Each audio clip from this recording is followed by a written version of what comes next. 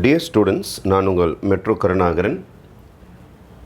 Example 1.19 solve the equation by Cramer's rule. 12th standard business maxல இந்த problem இருக்கு. Main மேக்ஸில் இது கிரியேட்டட் சம்மா கேட்பாங்க, ஓன் சம்மா கேட்பாங்க. அப்போ நம்ம பிஸ்னஸ் மேக்ஸ் கொஷின் பேப்பரில் அல்லது புக்கில் இருந்து அந்த கொஷின் பேப்பருக்கு மாறிச்சுன்னா அது ஓன் சம்மாக மாறிடும். ஏன்னா அவங்களுக்கு இந்த சம் இருக்காது, இந்த மாடலில் சம் இருக்கும். அதனால் 12th ஸ்டாண்டர்ட் ஸ்டூடெண்ட்ஸ் பிஸ்னஸ் மேக்ஸும் சரி மெயின் மேக்ஸும் சரி இந்த மாடல் சம்ஸ் ப்ராக்டிஸ் பண்ணுறது ஒன்றும் தப்பு கிடையாது.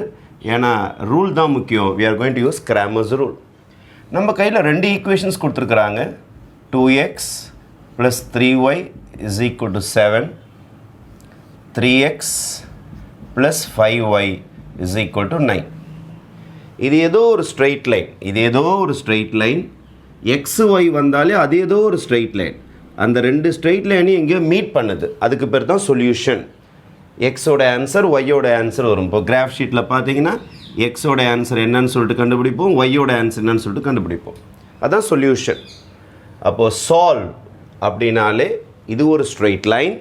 இதை XY நம்பர் ஈக்குவேஷன்னா அல்ஜிப்ராவை பார்க்காதீங்க. இது ஒரு கோடு, இது ஒரு கோடு, இரண்டு கோடுகளும் ஒன்றுக்கு ஒன்று வெட்டிக்கும். எந்த இடத்துல வெட்டிச்சுன்றது தான் சொல்யூஷன், அதான் சால்வ். அப்போ இந்த ரெண்டு ஈக்குவேஷனை எப்படி சால்வ் பண்ணுறது?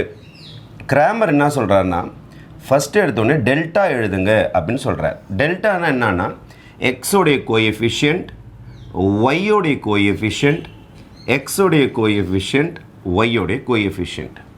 இந்த டெல்டா இந்த டிட்டர்மினண்ட்டை பிரேக் பண்ணணும், இதை எவாலுவேட் பண்ணணும்.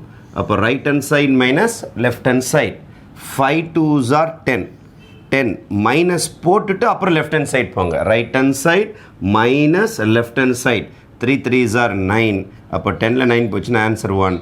இது எக்காரத்துக்கு கொண்டு 0 வந்துடக்கூடாது, இங்கே நம்பர் தான் வரணும்.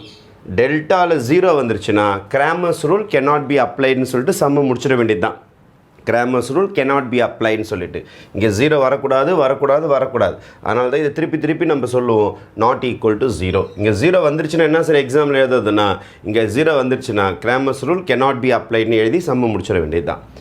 டெல்டா முடிஞ்சிருக்குது. அதுக்கு அடுத்த ஸ்டேஜ் நான் என்ன செய்ய போகிறேன்னா டெல்டா எக்ஸ் கண்டுபிடிக்க போகிறேன்.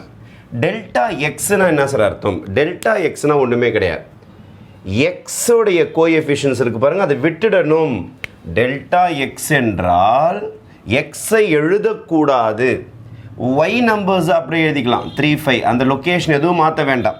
ரெண்டாவது காலமில் இருக்கிற ஒய் அப்படியே எழுதிக்கணும். ஆனால் எக்ஸுக்கு பதில் டெல்டா எக்ஸுக்கு பதில் எக்ஸை எழுதாமல் இந்த கான்ஸ்டன்ஸ் இருக்குது பாருங்கள் 7 9 அதை எழுதணும். இப்போ what is the meaning of delta X? Delta X என்றால் எக்ஸோட கோஎஃபிஷியன்ட்டை விட்டுட்டு கான்ஸ்டன்ட் எழுதணும். ஒய்யை தொந்தரவு பண்ணக்கூடாது, ஒய்யை டிஸ்டர்ப் பண்ணாமல் அப்படியே எழுதிங்க. இப்போ இதை பிரேக் பண்ணுங்கள். Right hand side minus left hand side. 7 5s are 35 minus right hand side multiply பண்ணிவிட்டு மைனஸ் போட்டு லெஃப்ட் ஹேண்ட் சைடு போங்க. 9 3s are 27, 9 3s are 27. அப்போது நீங்கள் இதுலேருந்து இதை மைனஸ் பண்ணுனீங்க. அப்போ 35லேருந்து 27 மைனஸ் பண்ணிங்கன்னா ஆன்சர் 8. இங்கே 0 வந்தால் எனக்கு பிரச்சனை கிடையாது, 0 வரலனாலும் எனக்கு பிரச்சனை கிடையாது. ஆனால் இங்கே தான் 0 வரக்கூடாது, இங்கே எது வந்தாலும் okay. After finishing this delta ஒய்க்கு போகலாம். டெல்டா ஒய்னா என்ன அர்த்தம்னா ஒய் எழுதக்கூடாது, ஒய்யோட கோஎஃபிஷியன்ட் மட்டும் எழுதக்கூடாது. எக்ஸ் எழுதலாம் 2 3. டெல்டா ஒய்னா ஒய்யை எழுதாமல் அந்த கான்ஸ்டன்ஸை மட்டும் எழுதணும் 7 9. இப்போ இதை பிரேக் பண்ணணும். Right hand side minus left hand side. 9 2s are 18 minus left hand side. 7 3s are 21, 7 3s are 21. Right hand side minus left hand side.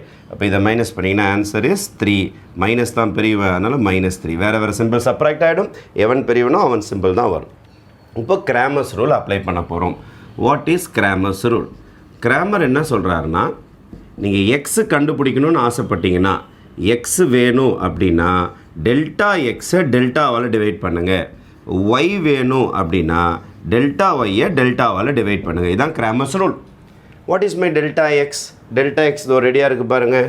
8 by delta இதோ ரெடி பண்ணி வச்சுக்கிறீங்களே 1. அப்போ 8 by 1 is 8 is the answer. இதான் எக்ஸோடைய answer. இப்போ ஒய்யோட answer எப்படி sir கண்டுபிடிங்கன்னா delta ஒய்யோட answer வந்து -3. Delta எவ்வளோ பாருங்கள், delta is again 1. -3 by 1 is -3. இதான் எக்ஸோட ஆன்சர், இதான் ஒய்யோட ஆன்சர். நீங்கள் சொல்யூஷன் செட்டாக எழுதணும்னா 8, -3 இஸ் யர் சொல்யூஷன் செட். அதாவது எக்ஸோட ஆன்சர் ஒய்யோட ஆன்சர் பேராக எழுதலாம். இந்த ஆன்சர் ரைட்டாக ராங்கான்னு செக் பண்ணணுன்னா ஏதாவது ஒரு ஈக்குவேஷனில் போட்டு கூட நீங்கள் செக் பண்ணலாம். இந்த ஆன்சர் ரைட்டாக ராங்கான்னு செக் பண்ணணும் அப்படின்னா இங்கே வந்து 8 போடுங்க. அப்போது எக்ஸுக்கு பதில் 8 போட்டிங்கன்னா 8 2 16 வருது, ரைட்? அதேமாதிரி -3 எடுத்துன்னு வந்து இங்கே போடுங்க. அப்போ 3 3s are 3 × -3. இப்போ 3 3s are -9. அப்போ 6ல் 16ல் நீங்கள் 9 மைனஸ் பண்ணிங்கன்னா ஆன்சர் பக்காவாக என்ன வந்துடும் உங்களுக்கு 7 வருது பாருங்கள். அப்போது இங்கே வேணும்னா நீங்கள் சப்ஸ்டியூட் பண்ணி பார்த்துக்கலாம். ஏதாவது ஒரு ஈக்குவேஷன் சப்ஸ்டியூட் பண்ணி பார்த்தீங்கனாலே நீங்கள் போட்ட சம் ரைட்டாக ராங்கான்னு சொல்லிட்டு இன்னொரு வாட்டி கிராஸ் வெரிஃபை பண்ணிக்கலாம். இது நம்மளுடைய பிஸ்னஸ் மேக்ஸ்லையும் யூஸ் ஆகும், மெயின் மேக்ஸ்லையும் ஓன் சம்மாக கேட்பாங்க. தேங்க்யூ.